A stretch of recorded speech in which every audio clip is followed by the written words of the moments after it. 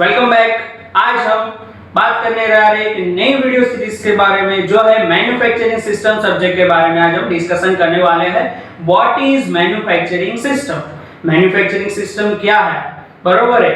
उसके पहले आप लोगों ने पढ़ा होगा manufacturing system 1, manufacturing engineering 1, manufacturing engineering 2 या तो फिर मैन्युफैक्चरिंग प्रोसेस 1, मैन्युफैक्चरिंग प्रोसेस 2।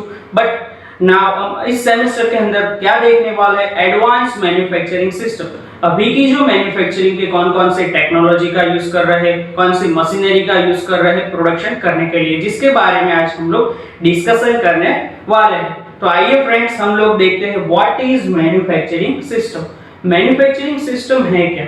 आप लोगों को पता तो है कि मैन्युफैक्चरिंग है क्या। प्रोडक्ट का रॉ मटेरियल से लेके फाइनल प्रोडक्ट जो हमारी तैयार होती है उसको क्या बोलते हैं हम, मैन्युफैक्चरिंग सिस्टम या तो फिर मैन्युफैक्चरिंग प्रोसेस बोलते हैं। पर सिस्टम का मीनिंग क्या हुआ कि उसके लिए हम कौन कौन से प्रोडक्शन मशीन रिक्वायर है, कौन कौन सी प्रोसेसेस रिक्वायर है, कितने वर्कर रिक्वायर है, कितनी ऑटोमेशंस रिक्वायर, वो जो पूरी सिस्टम से एक प्रोडक्ट को बनाने के लिए उसको हम क्या बोलते हैं, मैन्युफैक्चरिंग सिस्टम। तो आज हम लोग इस वीडियो के जरिए क्या देखने वाले हैं, दिखाया गया है। फर्स्ट ऑफ ऑल हम देखने वाले what is manufacturing system, objectives of manufacturing system, outcome of this subject, content of this subject, like कौन कौन से चैप्टर से कौन से चैप्टर में हम क्या स्टडी करने वाले हैं वो दिखाया गया है। और उसके बाद ये सब्जेक्ट हमको क्यों पढ़ना चाहिए, उसकी एप्लीकेशंस क्या है, जिसके बारे में आज हम लोग डिस्कशन करने वाले हैं। तो फर्स्ट ऑफ ऑल यहाँ पे हमको दिखाया गया है what is manufacturing system. Manufacturing system हम किसको बोलते हैं? मैन्युफैक्चरिंग सिस्टम का मतलब क्या होता है, डिफरेंट टाइप्स ऑफ प्रोसेस होती है, डिफरेंट टाइप्स ऑफ मशीन्स होते हैं, जिसके अंदर हम रॉ मटेरियल से लेके हमारी जो फाइनल प्रोडक्ट तैयार होती है वो जो पूरी प्रोसेस है उसको हम क्या बोलते हैं, मैन्युफैक्चरिंग सिस्टम। क्या बोलते हैं, मैन्युफैक्चरिंग सिस्टम। अब हम देखते हैं objectives of this subject. Manufacturing system के ऑब्जेक्टिव्स कौन कौन सा है, तो ये सब्जेक्ट क्यों पढ़ना चाहिए हमको, प्रोडक्ट की डिजाइन करनी है, उसके लिए यहाँ पर डिजाइन कैसे करते हैं प्रोडक्ट की वो बताया गया है। उसके बाद कौन कौन सी मैन्युफैक्चरिंग प्रोसेस हम यूज करने वाले हैं, कौन कौन से मशीनरी रिक्वायर है जिसके बारे में डिस्कशन करेंगे, कौन कौन से लेआउट है, प्रोडक्ट लेआउट है, प्रोसेस लेआउट है, जीटी लेआउट है, कौन से लेआउट का हम यूज करके प्रोडक्शन करेंगे वो बताया गया है। उसके बाद कौन सी मटेरियल हैंडलिंग सिस्टम का हम लोग यूज करेंगे, कैसे हमारे प्रोडक्ट जो तैयार हुई उसको एक वर्क स्टेशन से लेके दूसरे वर्क स्टेशन तक ले जाएंगे, हमारे जो प्रोडक्ट तैयार हुई उसको हम स्टोर कहाँ करेंगे जिसके बारे में हमको पता चलेगा।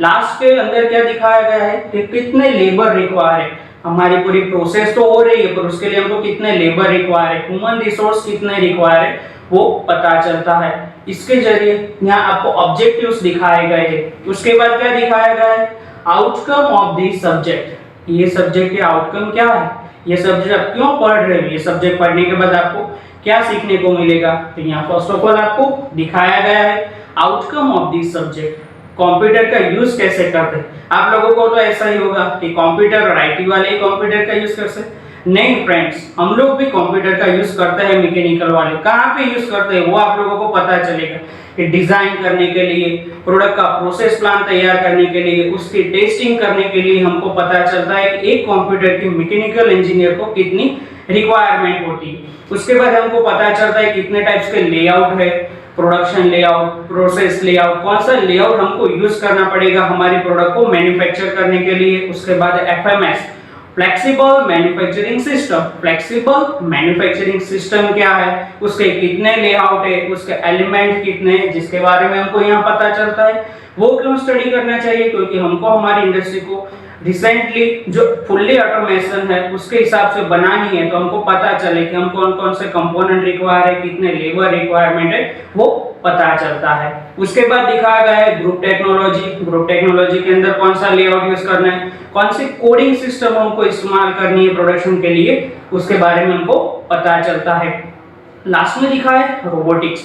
रोबोटिक्स का हम बेसिक्स क्या आता है उसके बारे में हमको पता चलता है कि आप कोई भी ऑटोमेशन वाली इंडस्ट्री है, ऑटोमोबाइल इंडस्ट्री ज्यादातर रोबोटिक्स का यूज करती है, वो आप लोगों ने देखा होगा असेंबली के अंदर रोबोटिक्स का इस्तेमाल करते हो। हमको यहाँ क्या पढ़ने को मिलेगा, बेसिक्स ऑफ ऑटोमेशन के बारे में पता चलेगा कि रोबोटिक्स है क्या, उसके अंदर कितने सेंसर्स होते हैं, कंट्रोलर कैसे होता है, उसके पार्ट्स कौन कौन से हैं, जिसके बारे में हमको इस सब्जेक्ट के जरिए मालूम पड़ता है। और लास्ट में दिखाया है एडवांस मैन्युफैक्चरिंग प्रोसेसेस। अभी रिसेंटली कौन कौन सी टेक्निक यूज हो रही है, like factory of future, artificial intelligence, data science, machine learning, जिसके बारे में हमको पता चलता है। अब यहाँ आपको चैप्टर्स के बारे में दिखाया गया है। कितने चैप्टर्स है? टोटल 6 चैप्टर्स है, जिसके अंदर क्या क्या हम पढ़ने वाले हैं वो दिखाया गया है। तो फर्स्ट चैप्टर कौन सा है? इंट्रोडक्शन अबाउट मैन्युफैक्चरिंग सिस्टम, जिसके अंदर हमको क्या पढ़ना है? Product life cycle, technological life cycle, skill and knowledge required for the manufacturing system, types of need of system approach in a manufacturing system, role of computer in a manufacturing system, जिसके बारे में हम लोग chapter 1 जो introduction वाला है, जिसके अंदर हम डिस्कशन करने वाले हैं। सेकंड नंबर का चैप्टर कौन सा है? Group technology. ग्रुप टेक्नोलॉजी के चैप्टर के अंदर हम क्या स्टडी करने वाले हैं? टाइप्स ऑफ लेआउट के बारे में, कोडिंग सिस्टम के बारे में और सेल मैन्युफैक्चरिंग के बारे में डिस्कशन करने वाले हैं। उसके बाद है chapter number 3 flexible manufacturing system. Flexible manufacturing system क्या है, उसके कंपोनेंट कौन कौन से हैं, उसके अंदर automated guided vehicle, material handling हम कैसे कर सकते हैं, कंप्यूटर का कंट्रोल कैसे कर सकते हैं, एफएमएस के लेआउट कितने हैं, उसके बारे में हम डिस्कशन करने वाले हैं। उसके बाद दिखाया गया है चैप्टर नंबर 4। चैप्टर नंबर 4 कौन सा है? रोबोटिक्स। रोबोटिक्स के अंदर हमको क्या पता चलेगा कि ये सब्जेक्ट हमको क्यों पढ़ना चाहिए, उसके अंदर बेसिक्स पता चलता है। रोबोटिक के अंदर कौन कौन से सेंसर यूज होते हैं, कौन से कंट्रोलर यूज होते हैं, उसके मेन कंपोनेंट कौन से होते हैं, वो कैसे वर्क करता है, जिसके बारे में हमको पता चलता है। और लास्ट चैप्टर उसके बाद दिखाया गया है पीएलसी और स्काडा। पीएलसी का मतलब क्या होता है? Programmable logic controller.